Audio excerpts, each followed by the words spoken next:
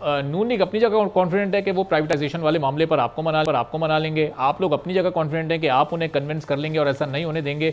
अब ये बात फिर वही अगर मगर पर आ जाती है कि एक हल तो दोनों जमातों को निकालना होगा ना, ये अब होगा क्या, दोनों में से किसकी बात रखी जाएगी? आप वो लड़ाने की कोशिश में नाकाम रहेंगे इंशाल्लाह। जफर झगड़ा साहब ने बड़ी खूबसूरत बात की है। हमने मिसाकी मीशत जमहूरियत हमने साइन की है, और पिछले 16 महीने की बड़ी मुश्किल तरीन हुकूमत पाकिस्तान की तारीख में वो हमने बड़ी खुशअस्लूबी से चला है, और इंशाल्लाह ये 5 साल भी खुशअस्लूबी से चलाएंगे।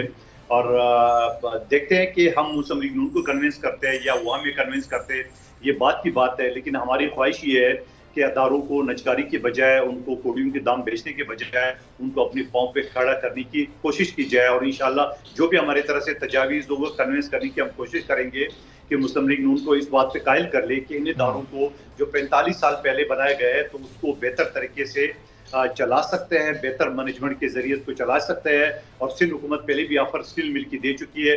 और PIA की अगर मैं मिसाल लूँ, जिसने एमिरेट्स एयरलाइन को तरबियत दी, जो दुनिया में इस वक्त नंबर 1 के रैंक में चल रहा है, तो PIA खसारे में क्यों हुआ है, इसकी वजूहत जो है जानने की ज़रूरत है और उनको बेहतर करने की ज़रूरत है। अगर उसके लिए मुलाजमीन को निकालने की जो बातें हैं या वो चीज़ें, वो मैं समझ रहा हूँ कि वो मुलाजमीन के साथ और गरीब लोगों के साथ जो ख़ास तौर पे इस मईशत की दवाई की हालत में रमज़ान के महीने में उनके साथ ज़्यादती होगी मुलाजमीन को निकालने का।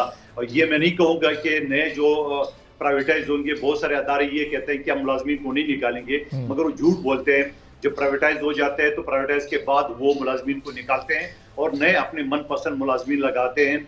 तो मैं ये समझ रहा हूँ कि इंशाल्लाह हम कामयाब हो जाएंगे मुस्लिम लीग नून को कन्विंस करने में कि ये जो तबाहशुदा अदारे हैं, मैं इस बात पे कन्विंस हूँ कि तबाहशुदा है, मगर उसको पाँव पे खड़ा करने की ज़रूरत है, जो कि हम इंशाल्लाह करेंगे। और काजी साहब, ज़ाहिर है हमारी ये कोशिश नहीं है कि कोई सियासी जमातों के दरमियान लड़ाई हो, बल्कि हमारी उम्मीद और दुआ तो ये है कि मामला खुश असलूबी से इसी तरह चलते रहें, सिर्फ सियासी जमातों के दरमियान ही नहीं बल्कि मईशत के मामले पर अपोजिशन जमातों को भी एतमाद में लिया जाए, उनके साथ भी एक मुफाहमाना तर्ज सियासत रखा जाए। तो अब ये अपोजिशन को किस तरह से अब साथ लेकर चला जाएगा, चूँकि अभी तक वो इलेक्शन के नताइज को नहीं तस्लीम कर रहे, फिर वो उन फैसलों को नहीं मान रहे जो कि मखसूस नशस्तों से मुताल्लिक आ चुके हैं, तो उनको भी तो साथ लेकर चलना है। अब ये कैसे सिलसिला आगे बढ़ेगा? एक तरफ इतनी स्ट्रॉन्ग अपोजिशन, हर वक्त एहतजाज होगा असेंबली के अंदर भी बाहर भी, और फिर ये मुश्किल फैसले भी हुकूमत को करने साथ साथ। देखिए, पाकिस्तान की तारीख में हर दौर में मुश्किल से मुश्किल तरीन अपोजिशन रही है, मगर इससे कुछ नहीं होता है। वो अपोजिशन का ये काम है, आप देखिए वो घर से ना करके आता है।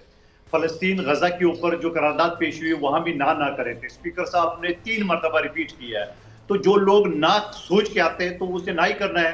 आप एक काम करें, मैं आपको इख्तियार में और झगड़ा सा हम आपको इख्तियार दे दें, आप सारे के सारे मराद दे दे सुन्नी तहरीक को या जो भी नाम है इसका PTI का, वो आप उनको दे दी, ये फिर भी ना करते रहेंगे। तो ये ना करते रहेंगे, हम इंशाल्लाह पाकिस्तान को और मैशत को संभालेंगे इंशाल्लाह। जी, तो झगड़ा साहब, ये मुफाहमत का कोई पैगाम दिया जाएगा? ये बयानात के तक मामला महदूद है? अंदरूने खाना अपोजिशन के लोगों से आप लोग राब्ते में भी हैं, उन्हें मईशत पर साथ बैठने का कह रहे हैं, उन्हें सियासी मामलात पर साथ चलने की बात की जा रही है?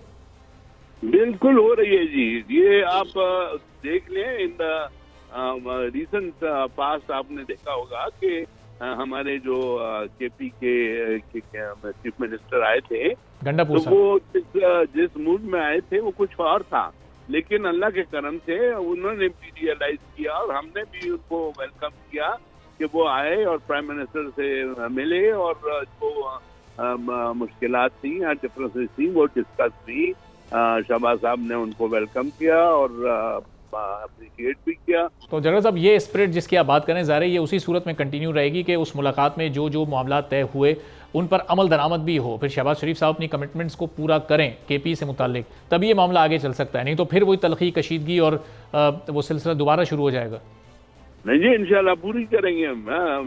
ये क्वालिटीज शहबाज साहब में हैं, वो जो काम जिस पे हाथ डालते हैं फिर उसको आपने देखा होगा इन द पास्ट उसकी हिस्ट्री जो है उसने बड़े भी काम किए हैं और जिस काम को शुरू किया है फिर उसको खत्म करके और बड़े अच्छे तरीके से संभाल के दिया है। ठीक है, तो कादिर साहब, ये एक अच्छी रविश होगी कि अगर KPK को भी उसी तरह से सियासी धारे में, कौमी धारे में शामिल रखा जाए जिस तरह से आप सिंध या पंजाब को लेकर चलेंगे, तो जाहिर है कि एक सॉफ्ट एक मैसेज भी जाएगा मुफाहमत का पाकिस्तान तहरीक इंसाफ या सुन्नी इत्तेहाद काउंसिल के लिए।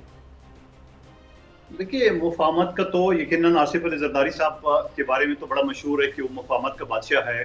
और जब कारकुन नारे लगाते थे कि एक जरदारी सब पर बारी, तो वो मना करते थे, बोलो नहीं, एक जरदारी सबसे यारी। तो मैं नहीं समझता हूँ कि माजी करीब में इंशाल्लाह पीटीआई को भी ऑन बोर्ड लेंगे, लेकिन थोड़ा सा ये पहाड़ की चोटी से तो उतर आ जाए, वहां से पेट्रोल बम गोला बारूद पेंजना तो छोड़ दे, तो यकीनन उनको साथ में लिया जाएगा। भी एक पाकिस्तानी है, मुहिब वतन है, हम किसी को गद्दार नहीं कहेंगे, लेकिन सवाल ये कि इससे पहले भी 2018 में इलेक्शन में हम न चाहते हुए भी इलेक्शन का रिजल्ट न कबूल करते हुए भी बिलावल भुट्टो साहब ने असेंबली के फ्लोर में कहा कि इमरान खान का दम बड़म तुम्हारे साथ है। शहबाज शरीफ साहब ने कहा आइए मैसाक की मईशत पे बात करें, तो जवाब में क्या गाली गलोच मिले वो आप सब ने सुन लिया है। तो अभी भी हम उम्मीद करते हैं कि वो पहाड़ की चोटी से उतर के और सियासी पॉलिटिकल डायलॉग की तरफ आ जाए, तो इंशाल्लाह उनके साथ बैठेंगे भी और जो मसले मसाइल है उसको हल करने की भी कोशिश करेंगे।